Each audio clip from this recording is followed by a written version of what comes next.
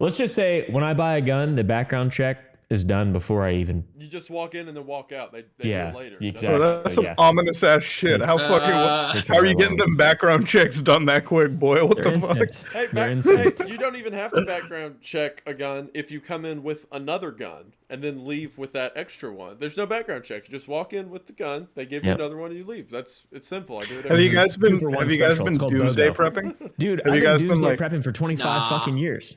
I'm actually starting to doomsday prep. I just bought like fucking a year worth of food, and like I just bought more ammunition and firearms, and I'm actually like, no joke, I'm getting a bunker. Like I'm gonna get a bunker installed into this place. God. Hopefully before like pretty cool. you know, hopefully before like fucking the mushroom clouds get shown. But I want a Fallout 5. You know, if like the fucking worst comes to worst, I want to come out of the vault like 20 years later and see fucking, you know, the world reborn or some shit. Like, I actually have been doomsday. I think the reason I've been like really doing it is not much for me, but because like it's put a lot of anxiety on like, you know, my brother and shit. And I was like, man, I kind of would want my family in a bunker. Like, if the worst comes to worst, right? Like, what the fuck? It's good, even if to not. There is a security and self-reliance.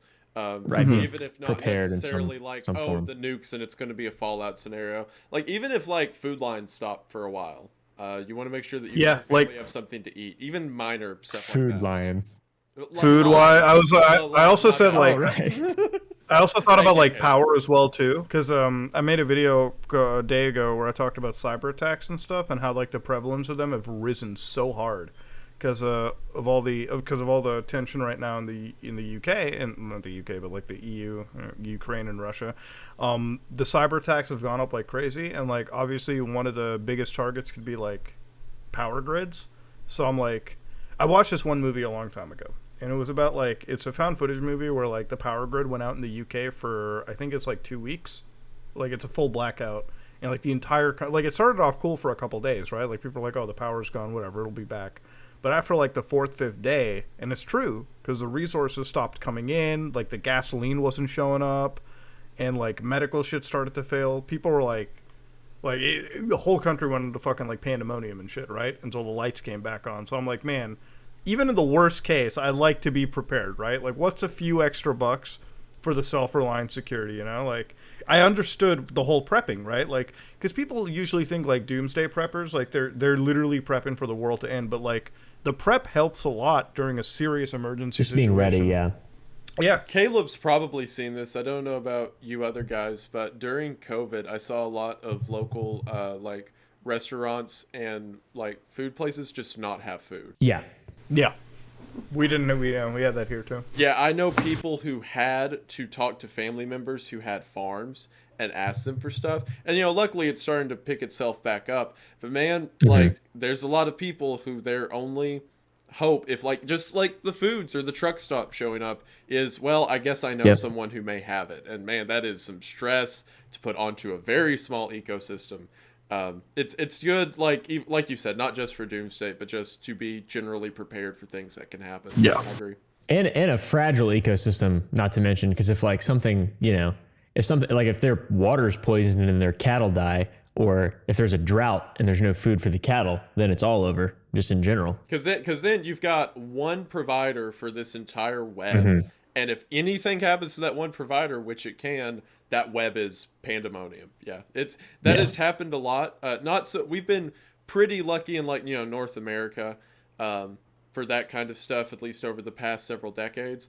But like, man, you look in some of those European countries that have been like war torn over the past few years, there are some horrific stories of that exact thing happening. People just kind of like devolving into a survival of the fittest type thing. And I don't think that we're as predisposed to that in the United States, but I also do not want to end up with the short stick. Like, Yeah. I feel like we also have a lot less tension in this side of the world, and we're way more spaced out. So we're able to, like, I think in a worst case scenario, we're able to better rebuild than our folks out there in the EU, you know, and like that side of the world. It's just like out east, because, you know, like too many people over there, you know, not enough resources. Here it's like we have like great open plains to go to, right? Like fucking and really like a lot of the really horrible stuff too has all come out of communism as well. Like with like the Holodomor in the 30s with Ukraine and Russia, which is like they didn't Have you guys ever heard of that, the Holodomor? No, I've never heard of that. No. Give me the history lesson on I that forget how one. many people starved to death, but I want to say 3 million at least Ukrainians starved to death because, and then Stalinist Russia refused outside aid for the Ukraine and just let them starve, basically. There's a bunch of really terrible photos online of just like people waiting for work at like the bus stop, and there's just people like dead in the background, just who died from starvation, which the West has never, ever, ever, ever even come close to having anything that has happened in like Eastern Europe in terms of starvation in like a almost like post-industrial revolution time frame. So, which is fortunate, but and I think that's another reason too. You're from Appalachia, Wendigoon, so like I feel like that's a reason why people from that area are all very single-minded in terms of like how much they prepare for the worst, is because it's like I don't know. It just feels like everything's so fleeting there. There's not like, it just doesn't seem like the rest of America. It's very like... I was actually thinking about that the other day because I 100% agree that whenever I talk to someone who's not from around here about it, they kind of see it as like a novelty, right? The idea of like being prepared or storing food. I think what it is like I'm sure you've experienced some of it, but my family's from Eastern Kentucky, like coal country is where it all came from. And back in like the 50s and 60s when there were the worker strikes and all that with the union, well, up until the 70s, there were entire towns that were like a no-go zone because like mafia and gang members would do things like hold up trucks coming into town, and there were cases of like, again, nothing close to what Russia or like Ukraine experienced. Right, of course. But there were cases of people starving to death in the back of haulers or whatever if their food goes bad or their crops go bad. And a lot of the people who are still alive remember that. And the same apply. I know that whenever a lot of the coal mines shut down around 2013, 14, there were people who were in fear of starving to death again. Because a lot of these guys who lost their jobs, like it was dad and grandpa who had to go through all that, had to go through the recession that the mountain saw. So there is always the concept in the back of your head that everything that's provided for you can go away. I've got a friend who, anytime we go out to eat, he's a very wise man in business. We'll sit down and he'll be like, all right, let's count this out. Like if we go to an Italian restaurant, for example, he's be like, all right, so the potatoes that are over here in this was probably grown in Idaho. The tomatoes that we're eating were most likely grown in the southwestern United States. We have cheese here. It was probably like all this stuff. And he was like, think about how many supply lines, how many different groups, how many people it took to put the spaghetti on our plate right now. And think about if any of those systems fall out, what the repercussions will be across the web. And there's, like you were saying, there's just a lot more people who think that way. They're more minded towards Yeah, I feel like self-reliance is like a thing that just exists in all of that area. 100%. So, I mean, it's a thing I always like saying, like computer security, even, right? Like, I mean, you don't just set it and forget it. Like, self-reliance is one of the way you make it sound. You have to like actively put all your effort, like 24/7, 365, into it. You know what I mean? And it sounds like it would be exhausting, but I guess like, I mean like it would take a lot of the stress off, of course, when it comes down to when the shit hits the fan, right? Like, because eventually, you know, given the situation that we're in, we could see some of that, and those people that are prepped have been a little more predisposed to being the most safest in this situation. Because, like, you're right. I think the way people think about it, at least where I live, they don't go that far into the spaghetti and meatballs. You know, like they don't look that hard in, you know, how that plate was made. Meat comes from the grocery store. Yeah. Like, so I think in that regard, like, yeah, it is like a fucking exhausting thing to put your brain through that all the time. But I think at the end of the day, when shit does hit the fan, they will be the safest because they won't have the same levels of pandemonium that the rest of the world will have. And also, like, Go ahead. Just in the micro, not to cut you off, Caleb. You're good. But like just in the micro, like we're experiencing a lot of economic inflation right now, at least in the United States. It will probably continue and go down and all that. There's a lot of people who are worried about paycheck to paycheck their next meals. And a lot of the times, like sourcing food as a place to store money while it has value can save you money down the road. So it can even do things like, save you money or keep you from losing out on your assets and stuff like that. There's a lot of routes to it rather than just, Russia bombs the U.S. or whatever people think. Yes, I invested in instant ramen. What about you guys? Exactly, yeah. Lasts a while.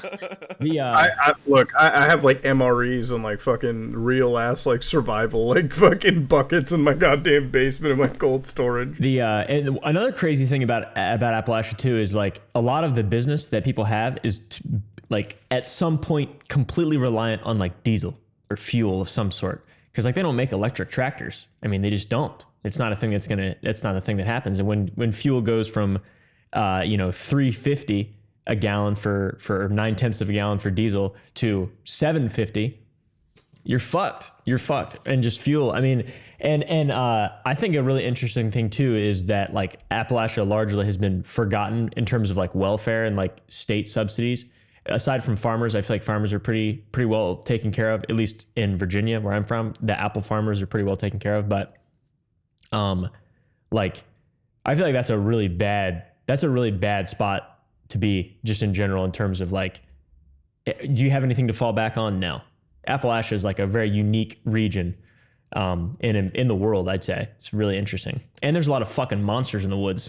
Bro, I tell you what. We are on the same like wavelength right now. Yeah, well, I think what's weird about Appalachia is it is a country, it is in, I mean, not to like sound American elitist or whatever, it is in one of the most well-supplied countries in the world. And it is also fucking elitist Americans. Swear to God. It's the most like over what a million subscribers does to a motherfucker. Yeah, look at that. You're talking about. I need to stop before something gets clipped. Canada's better, we know. Like, you can go on. Like with that stuff I was saying about people lost out on jobs, or they were afraid where their next source of food would come from and all of that. One of the things that like my grandfather and my dad talked about was whenever you had gang members like keeping trucks from coming in because they were striking a coal company that was in the town or whatever, the government did nothing. They didn't want to touch it. And the only intervention, and I'm pretty sure like this is kind of becoming more across the board, but Caleb definitely knows. If you ask anyone who's lived in the region for a while, hey, what has the government done to help you? The answer will be absolutely nothing. Jack fucking shit. Yeah. It has been regulations. It has been creating problems to the degree that people, they don't just not trust it. They actively fear its intervention in whatever they're doing. Because all it does is ruin shit and burn shit down. You can't blame someone for having 40 years of abuse through that and then being like, yeah, I don't trust it. I'm gonna now the iceberg charts aren't making sense to me anymore, Wendigoon. Why don't you just do a survival channel? Like this is like I feel like no, I'm not even joking. Like it's like really like I'm actually like super enamored listening to just you talk about supply lines and fucking, like the Apple, like this is actually like I feel like it's more important to talk about this shit and get it all out in the open and like actually come up with these scenarios, because like dude, I've been doom scrolling for the last week, 2 weeks, 3 weeks, and I think everyone here has, and it's not just me. This is like I'm too happy-go-lucky. This is so sad, bro. You live in a place where it's just God's doom scrolling you, but like fucking I'm just saying like we need to like this takes stress off, because like now I can sort of like compartmentalize and like understand what to do in like situations, you know what I mean? Like even like this slight bit of information or like just talking about it really does help, because it's like, yeah, you can panic and doom scroll about a million things all you want, but it's like this helps you like formalize a plan, if that makes any sense, you know what I mean? Like I'm kind of like I'm like, oh, it's not so stressful. Set Holzer's book on horticulture and get yourself a raised bed, all right, and learn about growing your own crops. What if I hung up and left and you guys never heard from me again? See, but like, I'd be pissed because I want to learn how to fucking do that shit too. Goddamn. There's a good book, Sepp Holzer's Horticulture.